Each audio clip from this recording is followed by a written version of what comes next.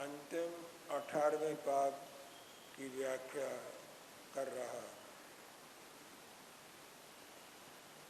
इस पाद का नाम है मिथ्या दर्शन शल्य। मिथ्या दर्शन ये पाद कैसे कहा गया है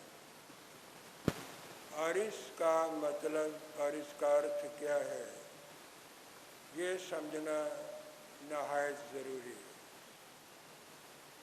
मिथ्या का अर्थ है झूठा, गलत। जो सही नहीं है वो मिथ्या है, जो सत्य नहीं है वो मिथ्या है। दर्शन का अर्थ है देखना। जो व्यक्ति गलत देखता है, गलत समझता है और गलत मानता है, भगवान महावीर ने उसके इस ज्ञान को मिथ्या ज्ञान कहा है। जितने दुनिया के पाप हैं उन सब पापों की ये जड़ है, ये मूल है। और सारे पाप मिथ्या दर्शन से उत्पन्न होते हैं।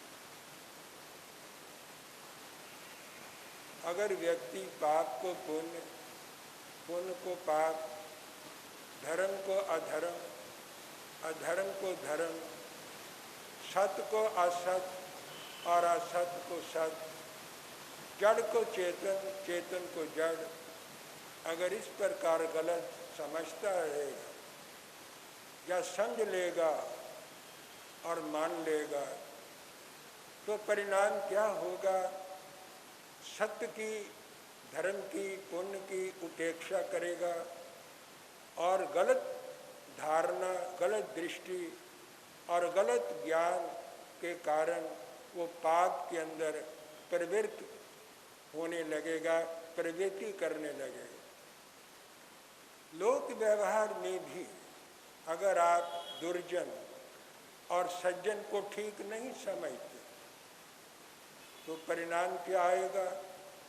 आप दुर्जन को सज्जन और सज्जन को दुर्जन समझ लें तो आप दुर्जन का संग करेंगे, सज्जन का त्याग कर देंगे। तो सज्जन का त्याग करने से जो लाभ होना था उस लाभ से वंचित हो जाना पड़ेगा, और जो दुर्जन का संग किया है उससे नुकसान उठाना पड़ेगा। इस प्रकार गलत ज्ञान से, असत्य ज्ञान से लौकिक और पारलौकिक हानियां होती। भगवान महावीर ने 18 प्रकार के पापों में इस पाप को सबसे लास्ट में रखा, नीचे रखा।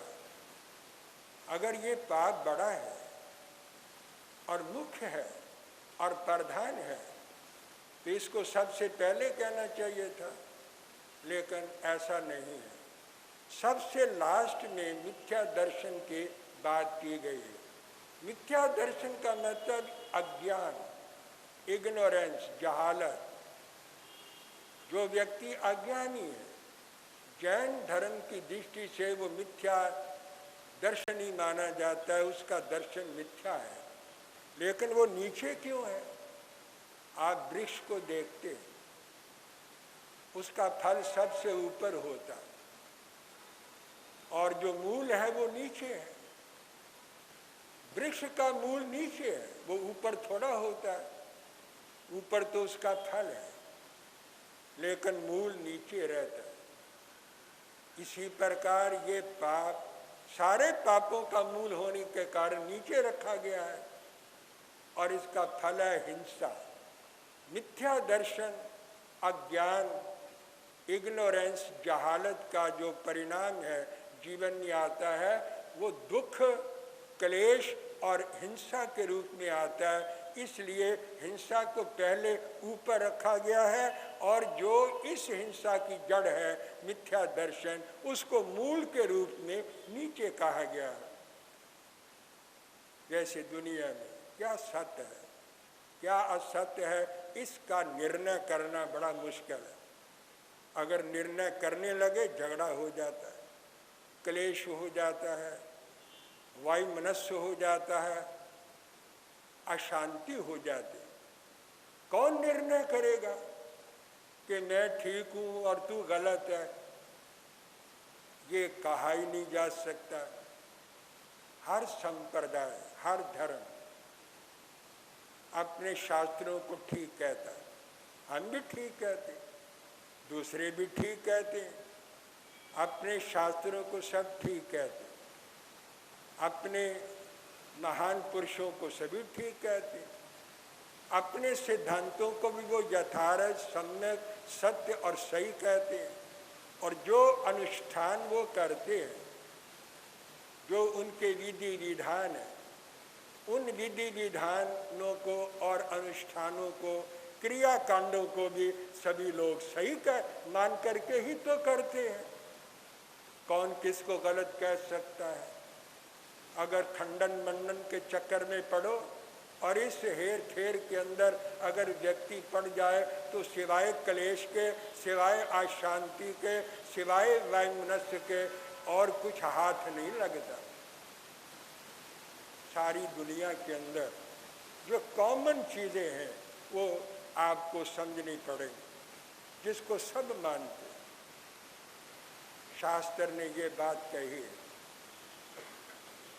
कि दो ऐसे तत्व हैं जो सारी दुनिया में माने जाते हैं।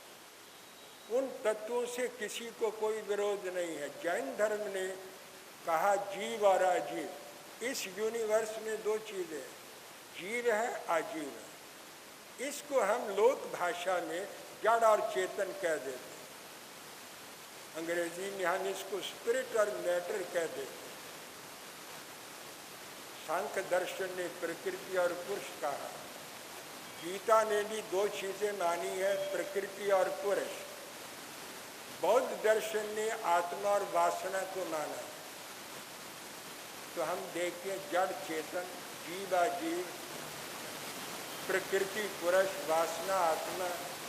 और वेदांतियों ने दो चीजें मानी है, ब्रह्म और माया। एक ब्रह्म है, एक माया है। तो ये सामान्य चीजें हैं, कॉमन है। जो चीज़ कॉमन होती है उस पर कोई झगड़ा नहीं, कोई क्लेश नहीं, कोई उसके ऊपर वाइमनस नहीं, कोई विद्वेष नहीं। लेकिन ऐसी चीज़ें पैदा करना, ऐसी चीज़ों के ऊपर हम बोलना शुरू कर दें, अपने आप को ठीक कहना शुरू कर दें, दूसरे को गलत कहना शुरू कर दें, और गलत मानने के लिए तैयार है। दो भाई अपने आप को ठीक कहते हैं, समाज के दो व्यक्ति हैं जो नेता हैं, वो अपने आप को ठीक कहते हैं, मैं जो कर रहा हूँ वो ठीक है, मैं जो कह रहा हूँ वो ठीक है, मैं जो बता रहा हूँ वो ठीक है, जो रास्ता मैं दे रहा हूँ वो ठीक है। दो व्यक्तियों के अंदर आपस के अंदर कोई समझौता नहीं होता। तो संप्रदायों के अंदर शास्त्रों को, सिद्धांतों को, विधि विधानों को, क्रियाकांडों को, अनुष्ठानों को लेकर कैसे समझौता होगा? ये समझौता करना ही बड़ा मुश्किल है। कॉमन चीज़ें देखनी है। मैंने कॉमन बातें आपको कही। जीव अजीव, जड़ चेतन, माया और ब्रह्म, प्रकृति और पुरुष, वासना और आत्मा, ये सारे आस्तिक धर्म इन दोनों बातों पर सहमत है। किसी को कोई विरोध नहीं।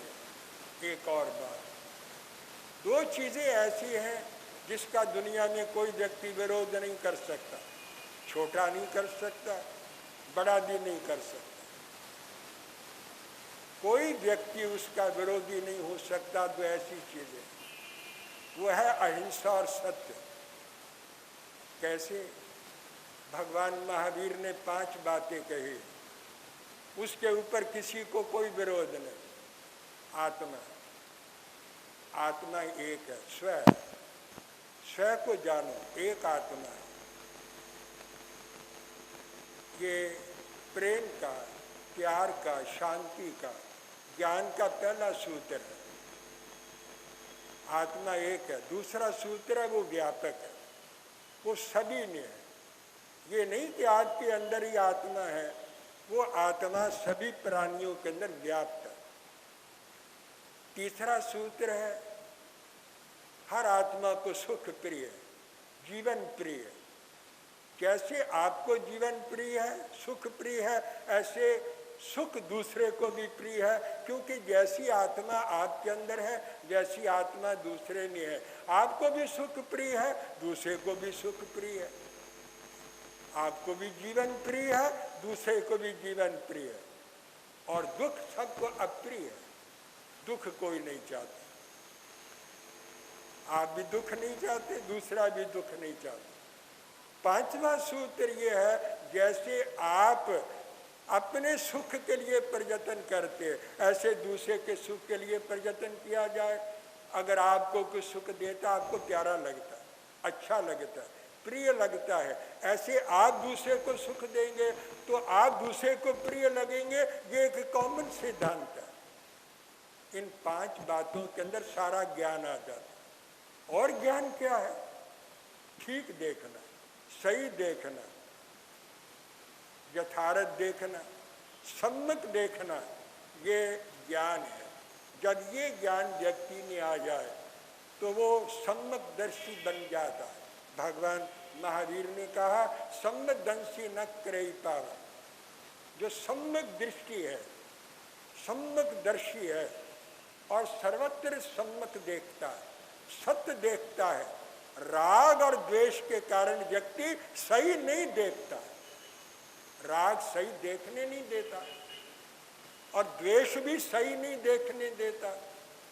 चाहे व्यक्ति छोटा है चाहे बड़ा है, अगर उसके जीवन के अंदर राग और द्वेष रहता है तो वो कभी सत्य को देख नहीं सकेगा।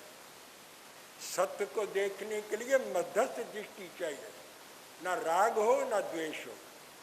जिसकी दृष्टि मध्यस्थ है, जो मध्य में खड़ा है, न इधर है न उधर है, वो सत्य को देखता है और सत्य को देख करके न्याय करता है।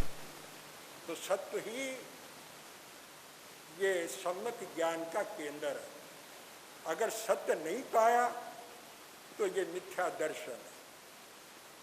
ज्ञान क्या है?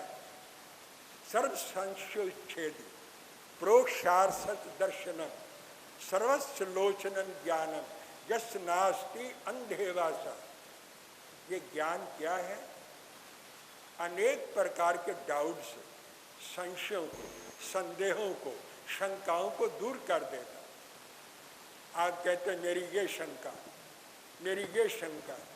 शंका ज्ञानी कर सकता है, विद्वान कर सकता है, जिसे आता ही कुछ नहीं, भाषा भी नहीं जानता, भाषा भी नहीं समझता, वो भाव क्या समझेगा?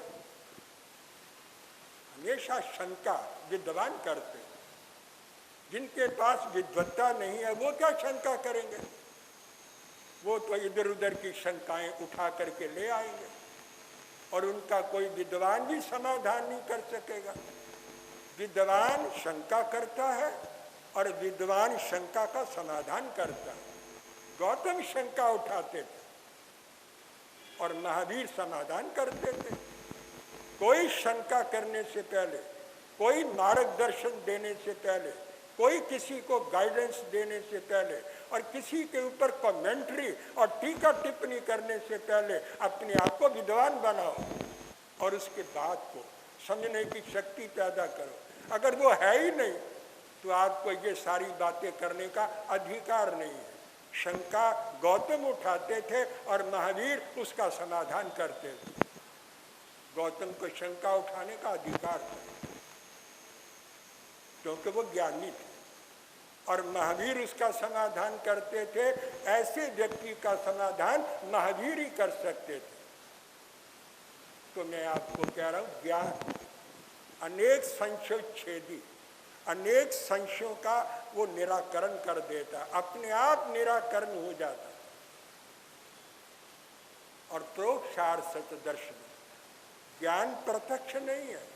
बहुत सा ज्ञान परोक्ष में पड़ा, अज्ञात जगत में पड़ा। आपके पास तो ज्ञान बहुत थोड़ा है, प्रत्यक्ष में ज्ञान बहुत थोड़ा है। बहुत सा ज्ञान है वो परोक्ष में पड़ा है और अज्ञात जगत में वो ज्ञान पड़ा है। उस अज्ञात जगत का जो ज्ञान है वो ज्ञानी ही उस ज्ञान का समाधान कर सकते हैं। इसलिए कभी ये नहीं कहना चाहिए ये बात मेरी समझ में नहीं आई। आपकी समझ ही कितनी है? और मेरी समझ कितनी है? क्षुद्र, बहुत छोटी, बड़ी साधारण, सब कुछ समझ में आ जाएगा। अगर आप ही सब कुछ समझ लेंगे तो फिर केवल ज्ञानी क्या समझेगा? फिर तो केवल ज्ञानी के लिए समझने के लिए कोई चीज ही नहीं रही। हर चीज आप नहीं समझ सकते, मैं भी नहीं समझ सकता। उसके लिए समझने के लिए तो केवल ज्ञान, ब्रह्म ज्ञान की जरूरत है। जो बातें ब्रह्म ज्ञानियों ने कही हैं उसको डिनाई नहीं करना चाहिए, इनकार नहीं करना चाहिए, और ये कभी नहीं कहना चाहिए कि ऐसा तो हो ही नहीं सकता। ये कहने वाला स्वयं अज्ञानी है, वो अपने अज्ञान का परिचय देता। तो मैंने कहा ये कॉमन चीजें हैं, ये कॉमन सूत्र है। आत्मा है और वो सर्वव्यापक। आत्मा सुख चाहता है, जैसे मैं सुख चाहता दूसरा भी चाहता, जैसे मैं दुख नहीं चाहता दूसरा भी दुख नहीं चाहता, जैसे सुख देने वाला मुझे प्रिय लगता है ऐसे मैं दूसरे को सुख दूंगा। दूसरे प्राणियों को मानव प्राणियों में आ जाता, लेकिन सारे प्राणी मानव में नहीं आते। भगवान महावीर ने कहा प्राणी मात्र से प्यार करो, उन्होंने ये नहीं कहा मनुष्य से प्रेम करो। मनुष्य प्राणियों में है क्योंकि मनुष्य में प्राण है, लेकिन प्राण तो अन्य प्राणियों के अंदर भी है। अन्य प्राणियों के अंदर भी प्राण है। और ये मानव नहीं है, प्राणी है। प्राणी एक ब्रॉड टर्म है। मानव प्राणी ने है, लेकिन सारे प्राणी मानव तो नहीं है, मनुष्य तो नहीं है। इसलिए भगवान महावीर ने जो सूत्र दिया है कि सभी प्राणियों से प्रेम करो, इसका मतलब जो भी प्राणी है, छोटा है बड़ा है, उससे प्रेम करना धर्म है। वो भी सुख चाहता है। अगर व्यक्ति इन 5 बातों को, सूत्रों को समझ लेगा तो उसके ऊपर बहस करने की, डिस्कशन करने की, टीका टिप्पणी करने की और उसके ऊपर कोई किसी का कटाक्ष करने की या खंडन मंडन किसी का करने की कोई जरूरत नहीं। एक सूत्र कह दिया कि दूसरों को सुख देना धर्म है, ये अहिंसा है और यही सत्य है। सत्य एक है तो व्यक्ति समझेगा सुख देने में धर्म है, तो अपने आप अहिंसा आ जाएगी, अपने आप शांति आ जाएगी, अपने आप प्रेम पैदा हो जाएगा। तो उसके ऊपर डायरेक्ट उसको कहने की, समझाने की जरूरत नहीं है, केवल उसका स्वरूप बताने की जरूरत है। ज्ञानी जब उसके स्वरूप को समझ लेंगे, अहिंसा को भी समझ लेंगे। तो अहिंसा के साथ सत्य भी है। सत्य यूनिवर्सल है, सार्वभौम है, एक है। ऋग्वेद में ये बात कही गई है, एगं सत्य यद विप्रा बहुधा वदन्ति। ऋग्वेद में ये बात कही है, एक सत्य है जिसको विद्वान लोग अपनी अपनी भाषा में, अपनी अपनी दृष्टि से, अपनी अपनी शैली में उसका विवेचन करते हैं। विवेचन में अंतर है, व्याख्या में अंतर है, शब्दों में अंतर है, शैली में अंतर है। सबकी अपनी अपनी शैली होती है, अपने अपने शब्द होते हैं, अपना अपना तरीका होता है, लेकिन वो एक ही चीज का कथन करते हैं। एगं सत्य यद विप्रा बहुधा वदन्ति। विद्वान लोग एक ही सत्य की अलग अलग रूप से व्याख्या करते हैं। बौद्ध दर्शन में भी यही बात कही गई है, एगं ही सत्यं द्वितीयं नत्थि न द्वितीयम नत्थि।